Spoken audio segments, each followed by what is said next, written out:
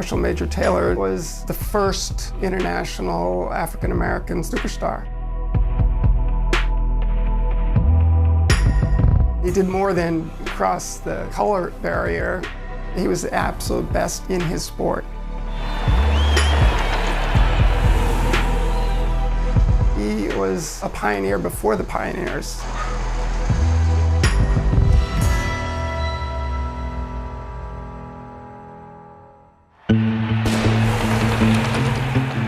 The story starts with the six-day race in Madison Square Garden to go from being an amateur cyclist into the world of professional cycling.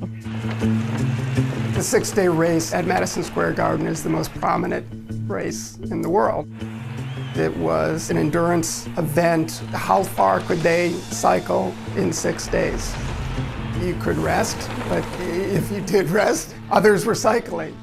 You are speeding around the track at 40 miles an hour, which in those days was faster than an automobile. Keep riding, whatever it takes. It's absolutely about how much willpower you have to give to that.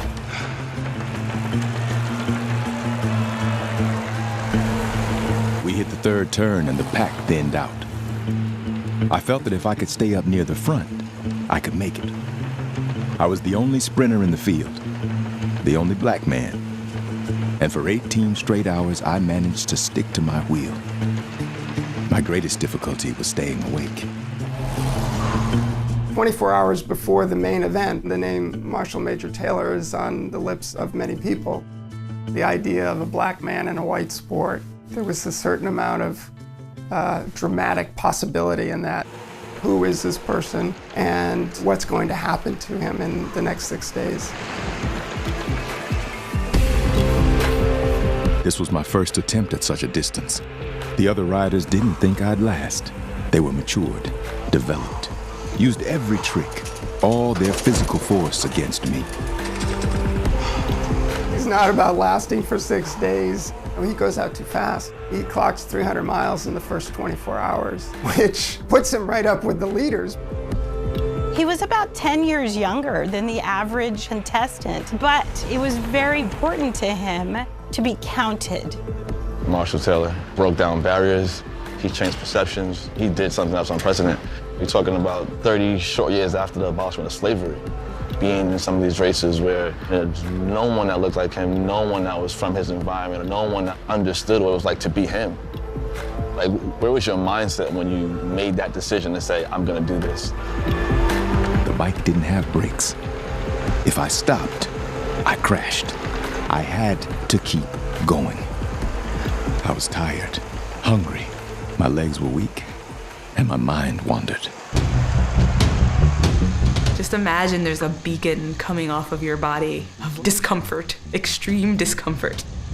It hurts. That's the point where it's just mental fortitude because your body is rapidly declining. It's the athletes with the mental strength, not necessarily the physical strength, that can do the most. How much can you take? How much can you tolerate? Like anything in life, you have to figure out how to actually do it. For example, I was like, listen, I want to go jump off this bench and do a 180. I can like visualize that and then take my bike and go execute it. And it wasn't easy, it was a learning curve. Fell down a lot of scrapes and bruises. In the latter stages of this race, they're totally delusional. You are literally asleep on your bike. You're not coherent, you're not awake. He had that motivation. I just want to finish. I finally earned my right to be here. I want to see what I can do. By day 5, the field has been winnowed down to half, and Major Taylor is surprisingly, shockingly, one of them. The top rider said the 6th day would kill my career, that I was done. There's surges, there's lulls. The pain happens, but it's not necessarily continuous. Everyone is human, and so they have their human limits. He has 2 brutal crashes. When you love something, falling down isn't gonna stop you if you truly want it. That's the thing that separates good from great.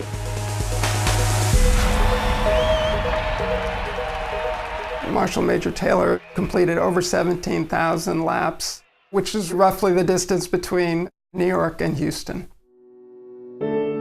Taylor finished in 8th place.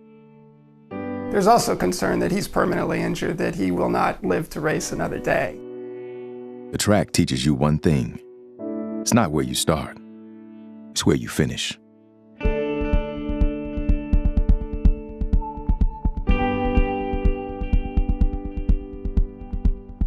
He achieved exactly what he set his mind to achieve. People accepted him finally for what he could do. Someone of his stature is at least known in the African American cycling community. There are Major Taylor clubs all around the country.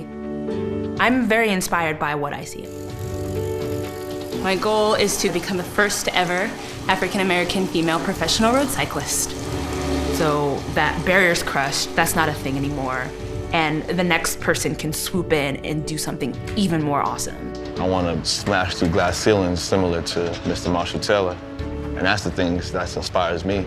It's like, okay, cool, how can I take this bike riding thing of mine so much further?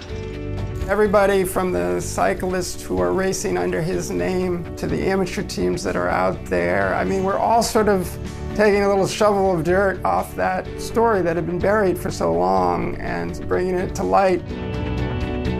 In a word, I was a pioneer, and therefore had to blaze my own trail.